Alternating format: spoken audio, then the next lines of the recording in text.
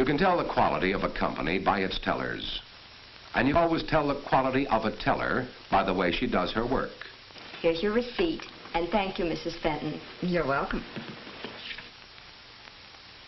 Good morning. Good morning.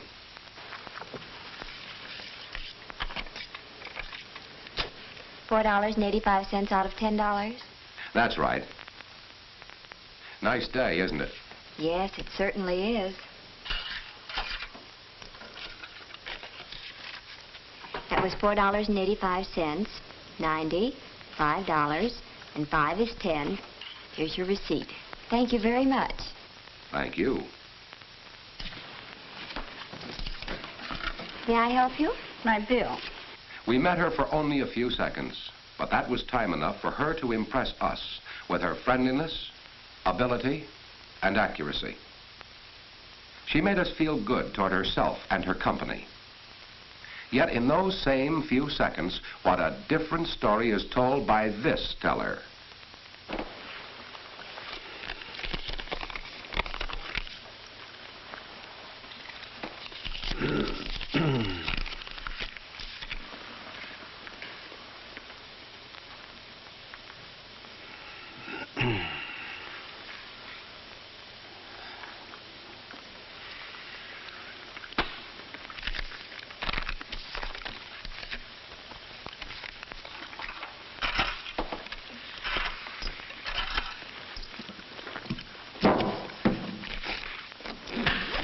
Oh, excuse me.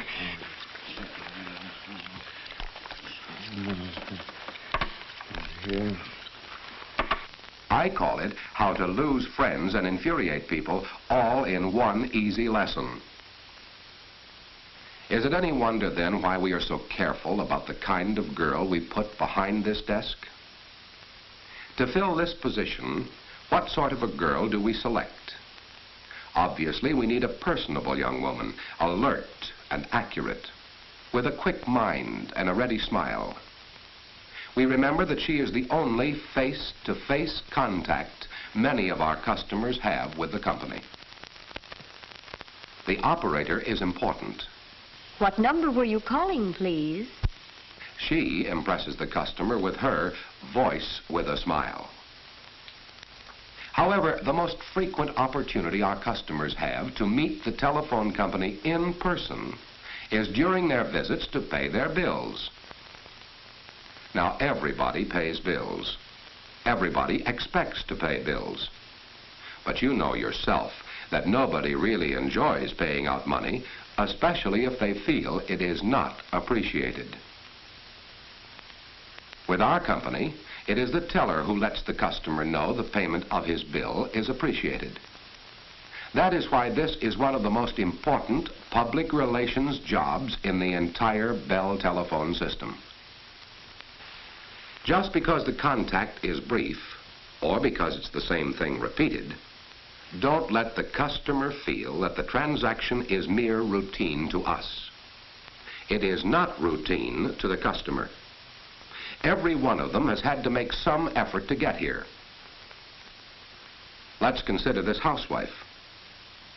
She had to arrange her housework and comb her hair and change her clothes to come down here. This man is taking time from his work to get in to pay this bill.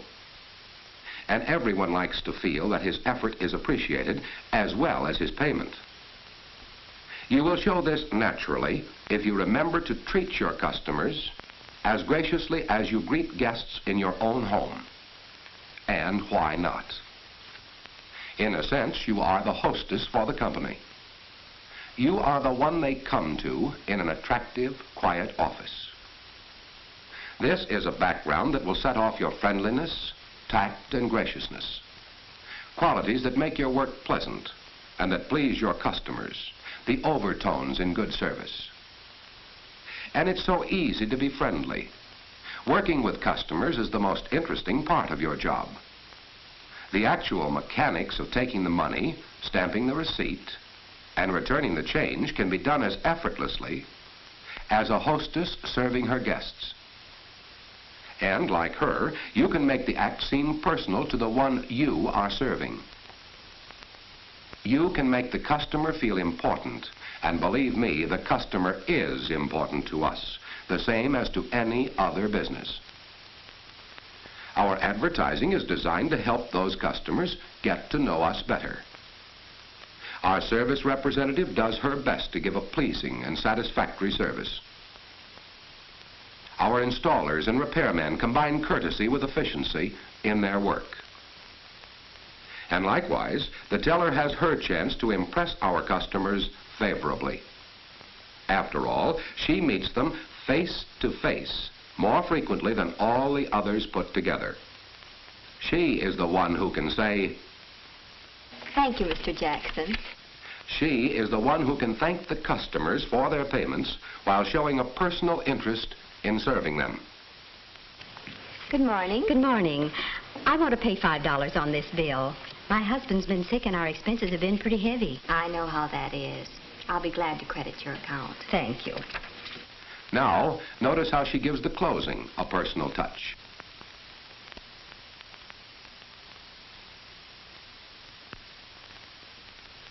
Here's your receipt. Thank you, Mrs. Wright. And I do hope Mr. Wright will be well soon. Oh, he's getting better, thank you. An alert and thoughtful girl like that is sure to please her customers. The company can constantly improve its service, handle more long-distance calls faster, more accurately, keep the connections trouble-free, promptly prepare simple, accurate bills. In short, spare no pains to give the best possible service at the lowest possible cost. But that can all be undone by a girl like this. Inconsiderate, unfriendly, she has let her work become mechanical, forgetting she is a human being dealing with human beings. Remember, everyone you deal with has problems on his mind. This man, for instance, just learned he must undergo an operation. This woman is worried about her baby. And this girl is thinking, although we all know what young girls think about. Anyway, although we meet them for only a few seconds, we can give each one the friendly, personal consideration we ourselves would like to receive. Even a little thing like giving simple directions can be done so as to arouse respect and admiration. Good afternoon. Can I help you? Is there a telephone booth around where I can make a telephone call? Yes, right over there. Do you need any change? No, I have a 5 cents. Thank you. You're welcome. There was a bit of service plus. It was thoughtful of her to ask whether the woman needed change. However, it's not always possible for her to take care of every request herself. Good morning. Morning. Do you have a telephone directory for Middletown? I'm not sure. All of our out-of-town directories are in that bookcase across the room. If you don't find it, one of the young ladies at the desk will be glad to help you. Oh, thanks. You're welcome. When she must refer the person elsewhere, she does so courteously. This woman, for instance, believes... There's a mistake here. I don't know anything about this call on my bill. We certainly want to correct any mistake. I don't have those records right here, but if you'll step over to the second desk, Miss Sherman will be glad to look it up for you. Oh, thank you. You're welcome. At times, she may be unable to grant the request, and she politely explains why. Can I make a payment on an electric bill here? No, I'm sorry. You can make that payment in their office 2 blocks down the street. I was afraid of that. Well, thanks anyhow. You're welcome. And so she continues meeting dozens of different types of situations, some simple, some difficult and calling for much tact. She handles all of them skillfully, naturally. She couldn't be more at home if she were in her own living room. Yet this effect is the result of viewpoint, study, and practice, just like the flitting fingers of an expert typist. Both acquired their skills through careful application. They deliberately formed correct working habits. Now, how many such skills, all involving good overtones, do you think a teller must develop? 5? 7? 10? Well, let's count them. 1. Greet the customer. 2. Receive his bill and money. 3. Separate the stub from the bill. 4. Verify with the customer the money received and the amount to be paid. 5. Stamp the stub and the bill. 6. Make the correct change. 7. Place the change in the customer's hand. 8. Hand the customer his receipt, noting his name. 9. Thank the customer by name if the name on the receipt appears to be his. 10. File the receipted stub. 11. Place the money in the cash box. 12. Be alert to greet the next customer. 12 of them, a full dozen, and there is one correct way to perform each of them, with only a few seconds to do them all perfectly, and at the same time to establish a personal relationship with the customer and maintain good overtones. And yet we have seen how simple it is when we've learned how to do it. To learn the correct way to do each item, let's follow a skillful girl as she does her job pleasantly and effectively. She starts the day right by arranging her tools in the most convenient positions. She keeps the receipt stamp on its pad near the clear space on which she handles the customer's bill. Directly in front of her, where she can see the contents by simply lowering her eyes, is the cash box, where her coins are always arranged according to their value. First, pennies, then nickels, dimes, quarters, and half-dollars. With each denomination always in the same section, the bills are placed portrait side up, clearly showing her their faces. That is a clever system our most accurate tellers have developed to prevent themselves from handing out the wrong bill.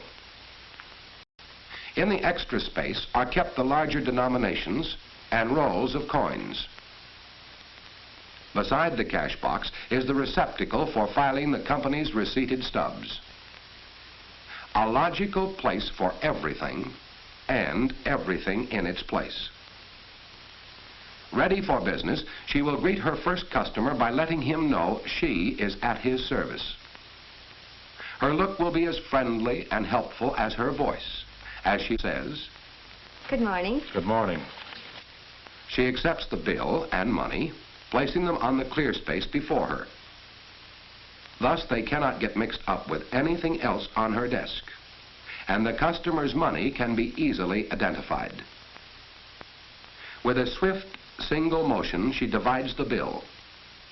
One part for the customer, the other for the company, so that both have a record of the payment. To make sure we caught exactly how she separates the bill and the stub, let's watch her do it again. It's quick, it's easy, and it leaves a neat edge. To be accurate and to avoid any misunderstanding, she verifies the figures with him. $4.85 out of $10. By looking him in the eyes as she does so, she makes him realize he is receiving personal attention. Usually, he answers her. That's right. I'm just getting in under the wire this month. I thought I'd sent you a check, but I discovered that I hadn't. Bills are easy to overlook, aren't they? This one was.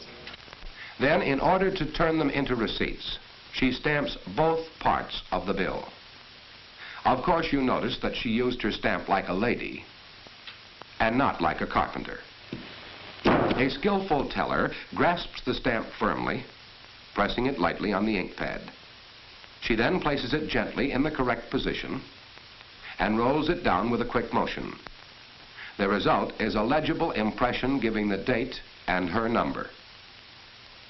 For the correct amount of change, she reaches into her cash box, and to make certain of being accurate, she selects the smallest number of coins and bills to make the correct amount of change. The payment of $4.85 added to the 15 cents in coin makes 5, and a 5 makes 10. She then picks up the receipt. She holds the $5 and receipt in her left hand and the coins in her right. Beginning with the amount paid, she counts the money into his hand. $4.85, $90, $5, and 5 is 10. Not having to check his change, he is ready to accept his receipt and to move on promptly. Here's your receipt. Thank you, Mr. Miller. You're welcome. Goodbye. Goodbye. There's a point. How do you suppose she knew his name? Yes, that's right. She saw it on the receipt. No doubt about it. He enjoyed doing business with her. We all like people who take an interest in us. As he leaves, she files her stub in its proper place. By filing the stub and arranging his money in her cash box, she finishes the transaction and is ready to serve the next customer, looking her squarely in the eyes as she greets her. Good morning. May I help you? Yes, please. And that's all there is to it. Of course, the money is later deposited in the bank, and the receipted stub goes to the accounting office. There, it is used to credit the customer's account so that he will not be billed again for the amount he has already paid. Yes, it may be only a little piece of paper, but it is just as important as the money it represents. And the correct handling begins with the teller and her 12 basic operations. First, greet the customer with a smile in your voice and your eyes. Good morning. Good morning. Then, accept his bill and money.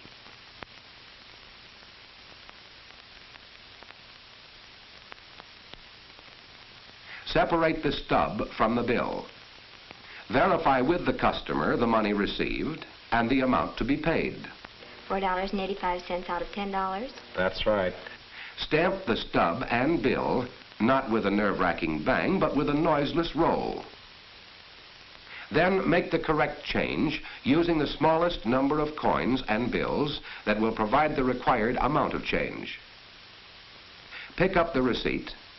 Then, with the coins in your right hand, bills and receipt in your left, place the change in the customer's hand. Check the amount as you do so. $4.85, $90, $5, and 5 is 10. Hand him his receipt, noting his name. Here's your receipt. Then thank him by name if you believe the name on the receipt is his. Filing the receipted stub and arranging the money in the cash box leaves you free to serve the next customer. That's the job. Important to the company and important to you, because our customers are judging us both by the accurate, prompt, and friendly way you handle them. We know you can have them saying, "Those telephone people are really nice to do business with." You can tell by the teller.